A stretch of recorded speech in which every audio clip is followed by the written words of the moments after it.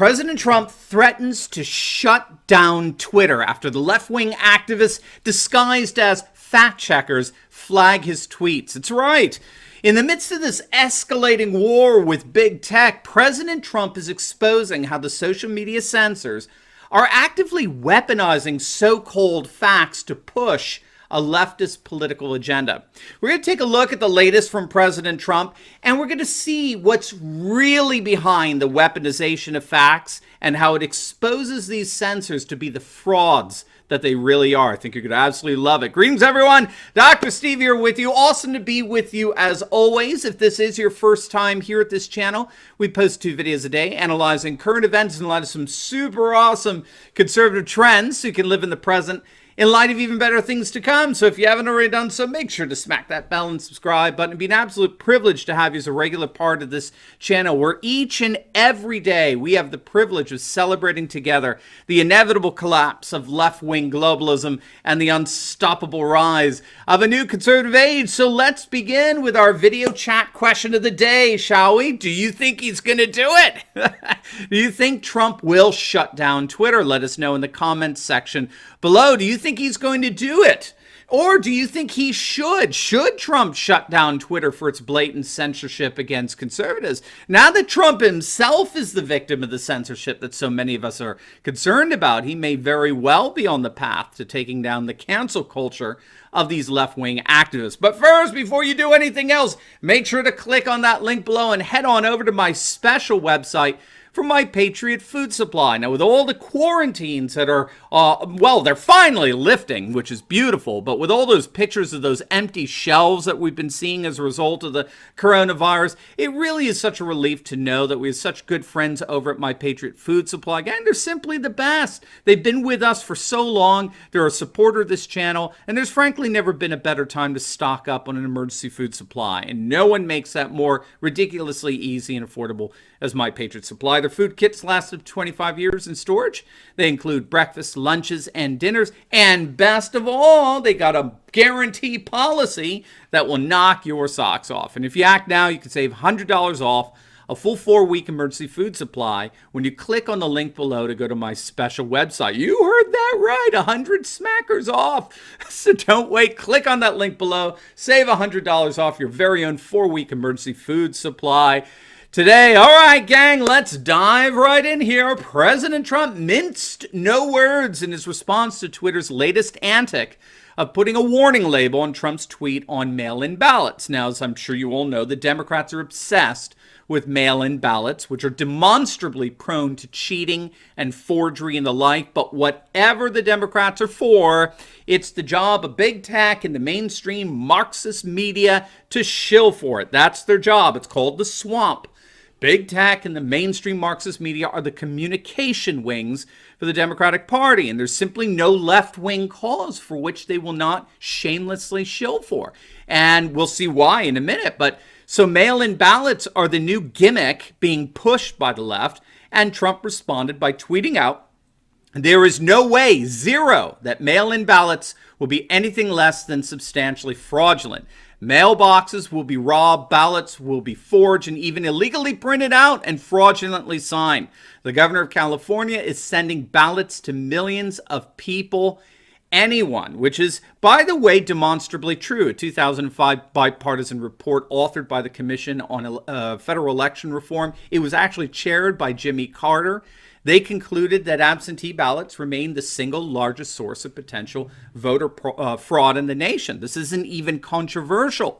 But because the Democrats know they can't win without cheating, they're of course all for it. And given that the Democrats are all for this, Twitter has to fulfill its role as left-wing shill. And so Twitter censors so-called fact-checked President Trump's tweets. For the first time, Twitter prompted readers to, quote, check the facts of President Trump's tweets, which transgressed Trump's primary tool for getting his message out unfiltered to his political base. This has been one of the primary reasons for Trump's Twitter account. He's the first president to take his message directly to the American people without the filter of the left-wing mainstream Marxist media, and Twitter has been instrumental in that. But now the execs over at Twitter are messing with that, and Trump did not mince words in response. He tweeted out almost immediately, Republicans feel that social media platforms totally silence conservative voices. We will strongly regulate or close them down before we can ever allow this to happen. We saw that they attempted to do and failed in 2016. We can't let a more sophisticated version of that happen again. Just like we can't let large-scale mail-in ballots take root in our country. It would be a free-for-all on cheating, forgery, and the theft of ballots. Whoever cheated the most would win. Likewise, social media, clean up your act now. I love how he doubles down on things. So Trump is now threatening to shut Twitter down before he allows them to engage in this kind of blatant censorship that risks the integrity of our democracy. And it's the kind of censorship that the rest of the mainstream media cheers for. Look at this absurd headline from Business Insider. Trump threatens to shut down social media platforms after Twitter put a fact-checking warning on his false tweets. I mean, so I guess the bipartisan commission chaired by Jimmy Carter didn't know what they were talking about when it came to mail-in voter fraud. Because we now have Twitter experts to tell us what's factual and what's not. And the left-wing shills at Business Insider serve simply to amplify that, totally uncritically. Now, just to give you an idea of who we're dealing with when it comes to these so-called fact checkers, all right, take a look at this. Twitter's head of site integrity. What a ridiculous title, all right? But Twitter's head of site integrity, Yoel Roth, who's in charge of the so-called fact-checking. Well, what do you know? As it turns out, this Yoel Roth suffers from TDS, Trump derangement syndrome. This so-called fact-checker is referred to the Trump administration as literal Nazis. And in typical arrogant liberal fashion, he derided so-called flyover states, it's our South and Midwestern states, as states that voted for a racist tangerine. That is so cringeworthy, dude. A racist tangerine. I mean, that's just so bad. At least if you're going to diss somebody, I mean, make it a good diss. And you know how you can learn how to do that? Just by listening to President Trump. He'll show you the art of the diss.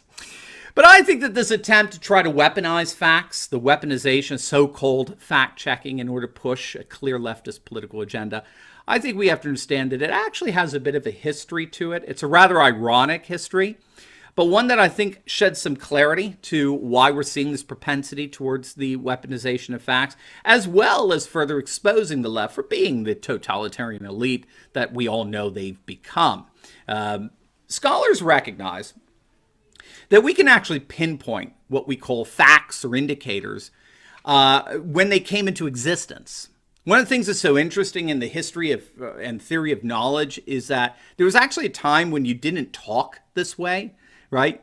You can read great works of literature like Augustine's Confessions, Dante's Divine Economy, the works of Shakespeare, different political theories and the like, and you'll simply never come across anyone saying things like, well, statistics show that men are far more likely to, whatever. Or studies show that, or, there are a number of indicators that suggest. That kind of talk, statistics, studies, indicators, science, blah, blah, blah, that kind of rhetoric has a history to it. And we can actually pinpoint when we first began talking that way, making references to supposedly objective facticity as a basis for differentiating what's real and what isn't.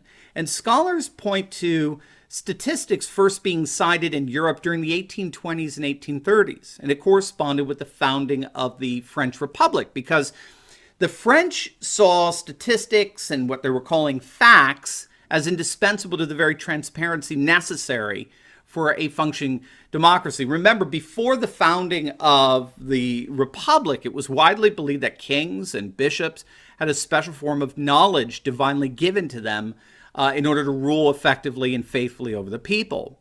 Well, now that the people were ruling, or supposedly ruling, they needed a form of knowledge that their leaders would be accountable to. And that's where you get this notion that facts and indicators apply to everyone equally. So we have this highly democratic notion emerging in the 19th century that there was a knowledge that was available to everyone. All you had to do was apply the scientific method to any question, any concern, and out comes common knowledge, common to both rulers and ruled. And it was believed that this kind of factive conception knowledge guarded the new democratic norms. No one has any more special access to knowledge than anyone else. That's the idea. But as scholars have noted, this is a pipe dream. It's become an absurd parody of itself. As it turns out, our modern globalist world has given birth to a secular priesthood that sees itself as the indispensable mediator of facts for us commoners.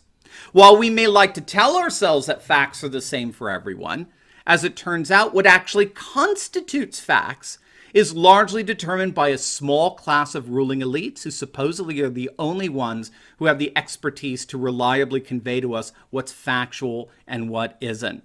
In our modern globalist world, determining what's a fact and what isn't has increasingly become the sole proprietorship of a small group of media and scientific elite who dictate to us what is fact and what isn't. And given that this political class rules according to its own political interests, which are, of course, not necessarily the interests of the people, given that they govern according to their own political interests, we should not be in the least surprised. Heck, we should expect to see in our own day and age nothing less than the political weaponization of facts, where so-called facts are used to push blatant political agendas. And that's precisely what we're seeing happening on Twitter. Now, Michael Moore, of course, is finding this out on YouTube, right? You probably know about that, where a simple copyright complaint got his documentary entirely removed from the platform. And it's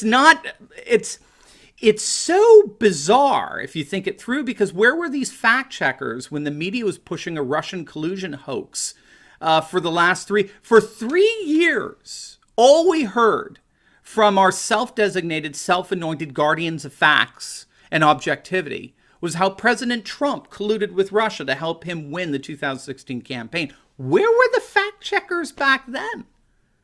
So I don't think there's any question here. I think President Trump is indeed rightly setting his sights on Twitter. And I think he has an amazing opportunity here to push back against big tech and restore and protect the integrity of speech and expression, free from the malignant interference of political activists disguised as fact checkers. Now, before you go, speaking of getting red-pilled and fact-checking and the like, President Trump has been winning the lockdown wars as blue state governors have increasingly been surrendering to an increasing red-pilled population. The video is going to make your day. Make sure to click on this link, and I will see you over there. God bless.